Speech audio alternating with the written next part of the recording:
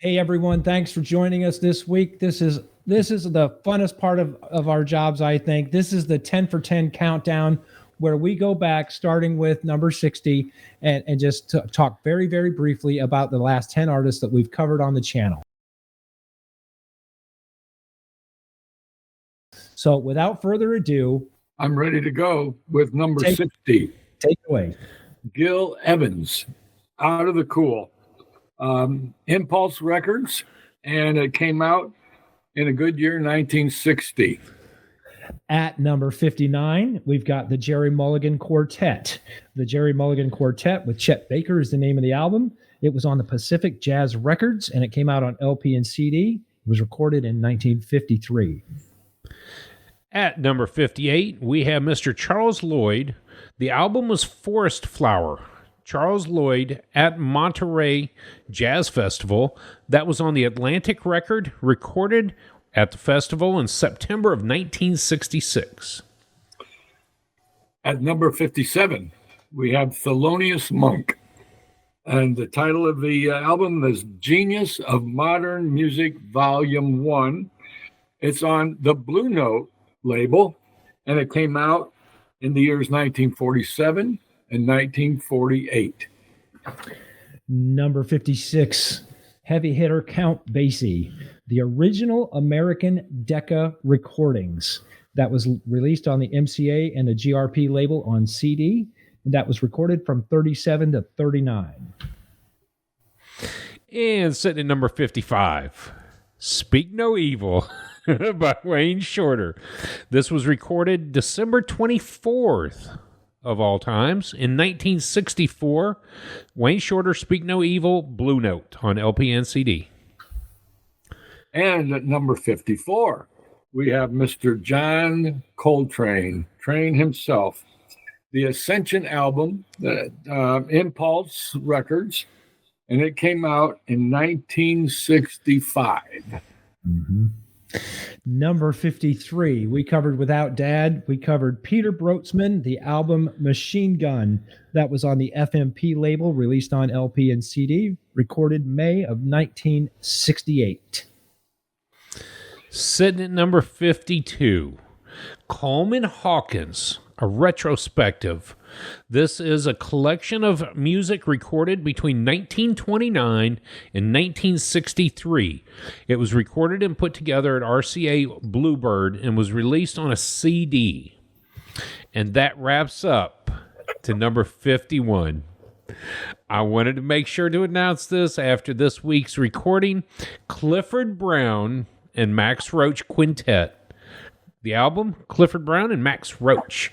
It was on the album. It was on the record label MRC. It came out as LP and CD, and that was recorded in 1954. I don't know if the listeners realize we went out of order. Just because you ordered us to go out. Because I wanted to finish with Clifford Brown. You're kind of selfish that way, aren't you? Very selfish that way. Very selfish. Hey, if you can play two songs in one of these episodes, then I get to at least get selfish on the countdown. So, all right, let me ask you guys: out of this 10, who stood out to you? Who kind of really who inspired you on this 10? Drew? Are you gonna let me start? Obviously, I'm gonna say Clifford did. That's for sure. But Wayne Shorter, man, Speak No Evil, that album, and almost every album that I got into, and the other one, Charles Lloyd. Yeah. When we rabbit holed into Charles Lloyd on that episode, and we got to listen to all the other stuff that he's done in the most current, The Sun Will Still Be There. Mm-hmm. Charles Lloyd really did it for me. Everything that we hit, even Peter Brotzman going back.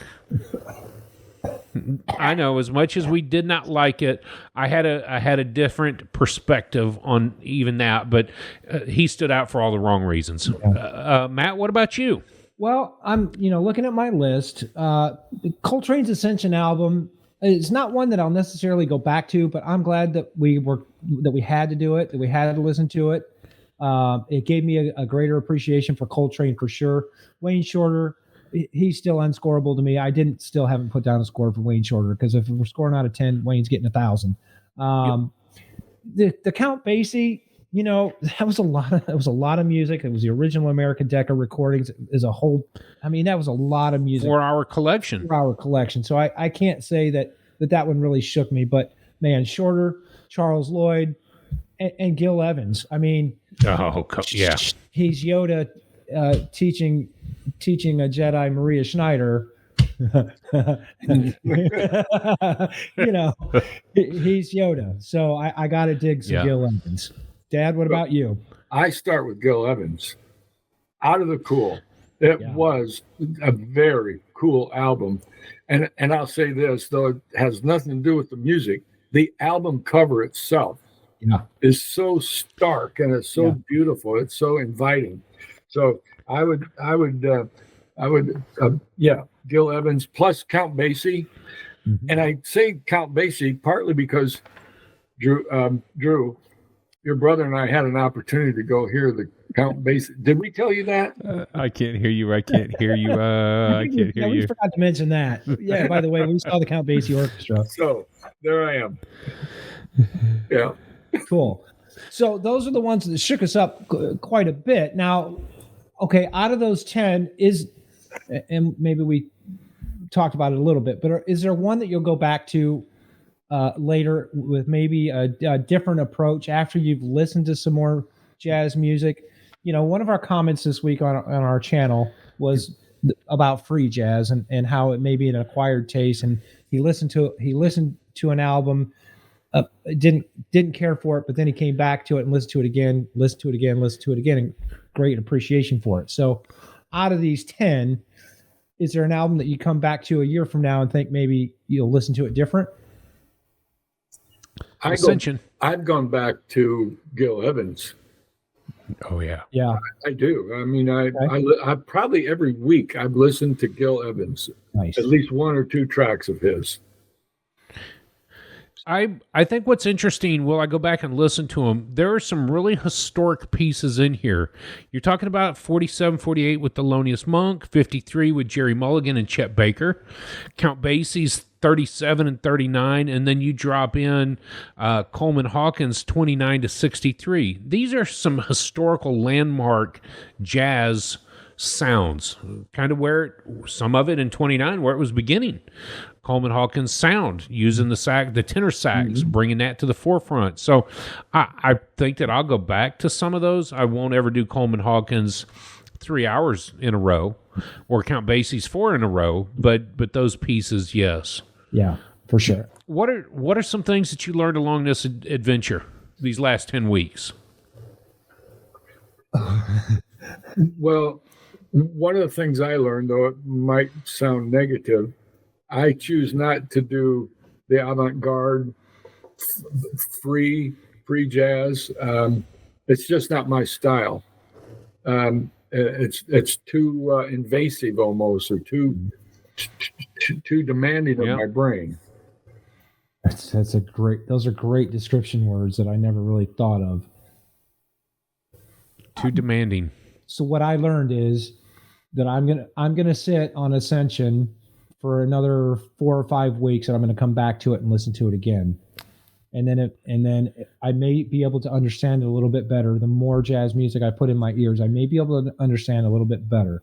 If you listen to an album and you don't get it the first time, it's okay. It really is. Yep. But as your tastes expand, come back to that album in a month or 5 months or 6 months and listen to it again and see if you can appreciate it different. Now, Peter Brotzman, I'm going to throw that right out the window. I probably never will listen to it again. But Ascension, I didn't rate Ascension very high, 6.5, which is better than average. But I want to come back to it in a month from now, in 6 months from now, in a year from now, and see if I can understand it a little bit better. So that's what I learned. Well, go ahead, Dad. I think watching the documentary helped me appreciate him all the more. And so I could go back and listen to that album again. To some Coltrane. Yeah. The Coltrane. Definitely. Yep. And that's the same thing with watching Zero Gravity. The many times that I have, the appreciation I have for Wayne Shorter and his life and his mind is some of the same things that I appreciate about watching Clifford Brown or listening to him. There was only one actual video of him, and that was on a Soupy Sales show. And it's very grainy, but there is video. Listening to him practice, there's so much to be gleaned from all these musicians. The one thing that I put together through this 10 weeks is all the names that we don't yet know. Mm-hmm. You know, you hear Art Davis or McCoy Tyner, Elvin Jones, you kind of get those names. Freddie Hubbard is on John Coltrane and Wayne Shorter's album. Very different styles of music. You pick up the name Elvin Jones again on Coltrane and on Wayne Shorter's album. Two very different styles of music. You pick up the name Keith Jarrett on Forest Flower. Oh, why you got to take me to the Colin concert, baby? I'm gone. See ya. I'm just saying. Yeah. I'm just saying. Jack DeJohnette. And you start picking up these names, Milt Jackson on the vibes on Thelonious Monk, or Chet Baker, the only album we've had him on. You get a name like Chet Baker. Well, who's he? What's he doing? And we know him as a trumpet player. But Gil Evans, look at the names on that and think about that for the future. Gil Evans albums. So banging albums, all 10 of them. Well, except for Machine Gun. I don't want him to Jimmy Kimmel me and call. I don't want anybody to call and start screaming at me about. That's true. But I'm just not a very smart guy because I don't understand his music. That's true. Well, this is a great wrap up. This is so much fun to do. I look forward to these countdowns just about as much as I look forward to our weekly episodes, just because it's a quick recap. I put my brain in gear again and think about who I've listened to, over the last several weeks. Yeah. What's been in my ear. It just reaffirms the journey for me, gets me reinvigorated for the next 10, because I start looking forward at the list and think, oh man, we got that one coming up. We got that one coming up. Oh yeah, we got that one and that one coming up. So it reinvigorates me for the next 10 for sure. All right. Thanks for joining us on our 10 for 10 recap, everybody. We'll see you next time as we do a recap, and stay tuned for more recordings coming out. All right. Peace out.